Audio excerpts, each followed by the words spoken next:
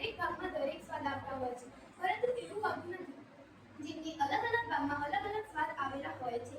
જે અહીંયા બતાવ્યા મુજબ જેમની અગ્ર ભાગમાં ગળ્યો સ્વાદ આવેલો હોય છે અને તેની તરત સામે કડવો સ્વાદ આવેલો હોય છે, જે થોડો ગળામાં પણ ઉતરે છે. ગળ્યા સ્વાદની ડાબી અને જમણી બાજુએ ખારો અને ખાટો સ્વાદ આવેલો હોય છે. અમારા કોઈ મિત્રને તમારી જોડે ઊભો રાખો અને તેની આંખો પર પટ્ટી મારો. પછી તેને ગળી વસ્તુ ખવડાવો અને તેનું અવલોકન ન દો કે તેને ક્યાં ગળ્યો સ્વાદ વધુ વર્તાયો. તેની પછી આવે છે દાંત. દાંત એ આપણા શરીરનો એક એવો અંગ છે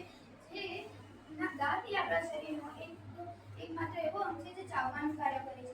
તે આપણા શરીરમાં પાચન તંત્રની ક્રિયામાં ચાવવાનું કાર્ય કરે છે. આજે આપણે જોઈશું દાંતમાં આકાર, દાંતનું કદ અને તેના નામ. સૌપ્રથમ આપણે જોઈશું તો આ જે ચાર દાંતો છે તે છે આ જે ચાર દાંત છે તે છેદક દાંતો છે.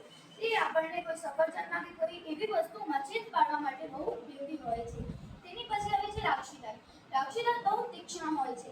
તે આપણને કોઈ વસ્તુને ચીરવા કે ફાડવામાં બહુ ઉપયોગી હોય છે. તેની પછી આવે છે દાઢ. દાઢના બે પ્રકાર પડે છે, અગ્રદાઢ અને પશ્ચદાઢ. બધી દાઢો આપણને અગ્રદાઢ છે અને આ ત્રણ પશ્ચદાઢ. બધી દાઢો ચાવવાનું જ કાર્ય કરે છે. Thank you.